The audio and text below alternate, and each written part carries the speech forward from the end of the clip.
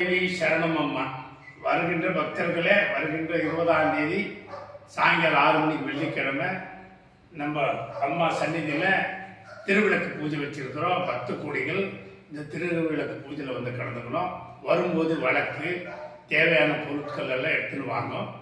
அம்மா சந்நிதி முன்னாடி எல்லா 10 கோடிகளெல்லாம் திருவிளக்கு பூஜையில் அம்மனை பிரார்த்தனை பண்ணி வழக்கேற்றினால் வீட்டில் நன்மைகள் நடக்கும்.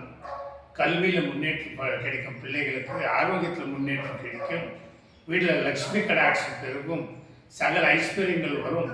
தவறாமல் இந்த வெள்ளிக்கிழமை ஸ்ரீ கங்கம்மா தேவி சக்தி பீடம் ஆவுலகங்கம்மா ஆலயத்தில் அஷ்டகால பைரவர் பக்கத்தில் இருக்கு.